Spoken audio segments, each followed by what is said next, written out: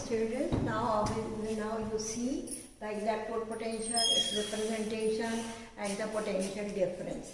Now you know there is a difference in the reactivity of the metals which are taken in the cathode and anode.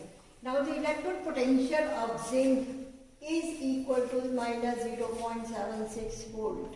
So zinc electrode is represented Zn solid to Zn2 positive. So this electrode potential is a reduction potential. In the electrochemical series, the electrode potential is represented in terms of reduction potential. So this is a convention of electrochemistry. So we always represent the electrode potential in terms of reduction potential. And then it is electrode potential may be defined as the electrode potential difference set up between the metal and its ions in the solution is called electrode potential. So when we set up an electrode and then there is existence of an equilibrium state here between metal versus metal ion, then the potential difference is developed because the solution will become positively charged and the rod will become negatively charged, and that's why some potential difference is developed here. And simply we can define as the tendency, the electrode potential is the tendency of an electron to lose or gain electron when it is in contact with solution of its own ion. So when zinc rod is in contact with its solution, then there exists a potential difference between the zinc rod and the solution, because zinc rod has tendency to ionize, so it will come into the solution, so solution will become positively charged, rod will become negatively charged, so some potential difference is developed here. So this is called as the potential, electrode potential. And for the cathode we can see here, the cathode, the copper is less reactive, so when copper rod is dipped into the solution, the copper ion from the solution will move and that will be deposited at the cathode. Here the rod will become positively charged and solution will become negatively charged because the copper ions will remove from here. So again a potential difference is developed here, and this potential difference is also called as electrode potential, because the rod is positively charged and the solution is negatively charged. So both are the electrode potential, but both are different, because here is the oxidation of the metal and here is the reduction of the metal. So this potential difference is called as oxidation potential and this is called as reduction potential. So now we have to compare the electrode potential, that's why we have to take either oxidation potential or the reduction potential. So according to convention of electrochemistry, we take the reduction potential. So we use reduction potential here. Now we can also define this reduction potential is the measure of the tendency of the metal to reduce. So this tendency is called as reduction potential.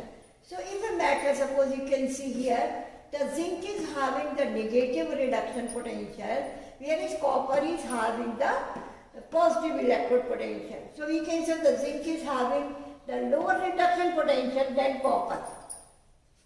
So now the zinc has the tendency to oxidize because it is having the lower reduction potential, and the copper is having high because it is a tendency to reduce. So if it is higher tendency to reduce means it is having the higher reduction potential. So the copper is having higher reduction potential and zinc is having the lower reduction potential.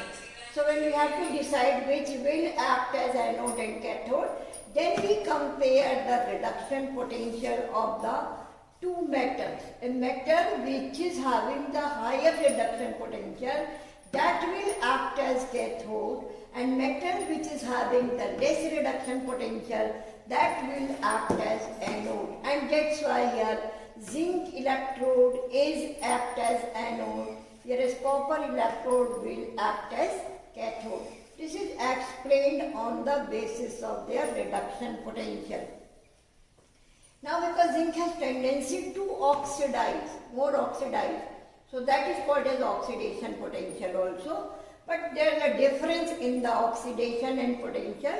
Their magnitude will be same, its phase value will be same, but the sign will be different. For example, the reduction potential of zinc is minus 0.76 volt and its oxidation potential will be plus 0.76 volt.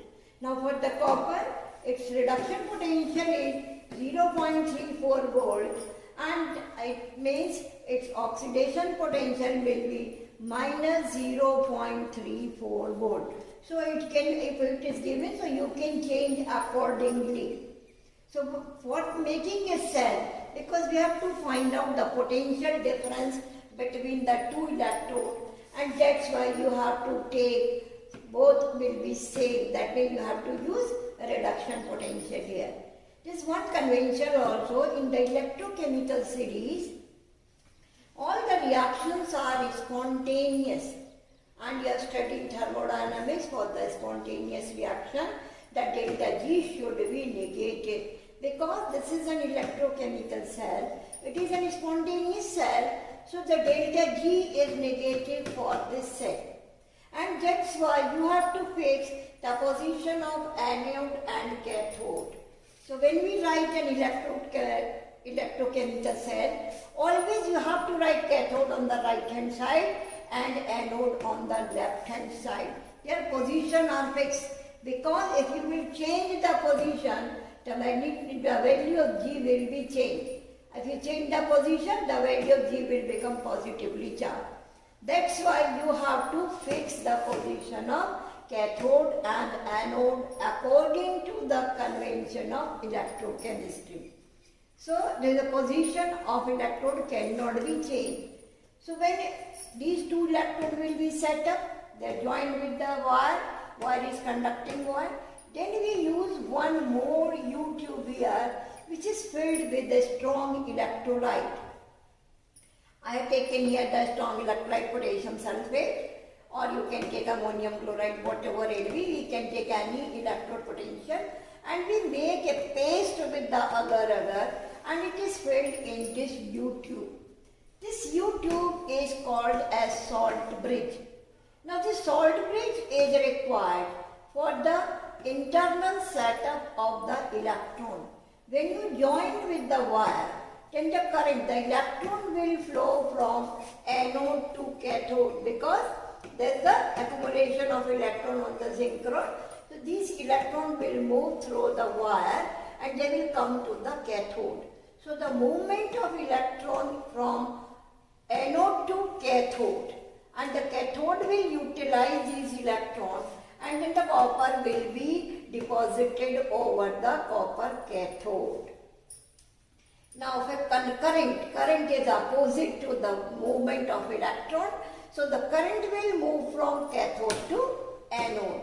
So the movement of current from cathode to anode, and movement of electron from anode to cathode. I am repeating because there is an accumulation of electron on the zinc rod, so the electron will move from anode to cathode. So the movement of electron will be from anode to cathode. Now for the current, if it will be asked what will be the direction of the current, so the current is opposite to the flow of electron.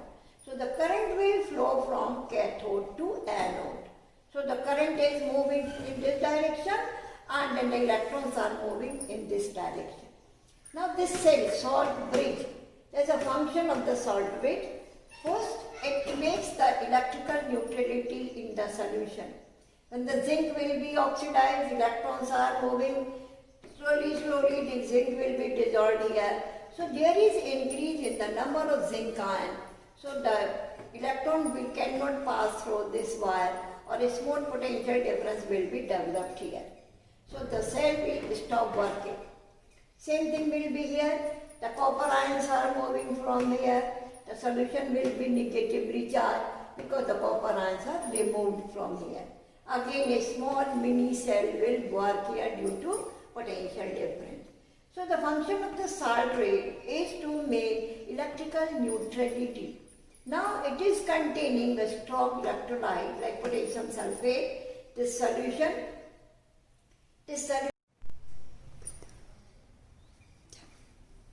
Now, for the same, to find out the potential difference, the cathode is having the higher reduction potential, and that's why the E0 cell, that is electromotive force, E0 cell of the cell is equal to E0 cathode minus E0 anode, because this is a standard electrode potential. The electrode potential which is measured at 298 Kelvin, and the concentration of the solution is 1 It is called a standard electrode potential. So this E0 cell is equal to E0 cathode minus E0 anode. Then we can get E0 copper 2 positive to copper minus E0 copper zinc 2 positive to zinc. This will give you the potential difference between the two electrodes.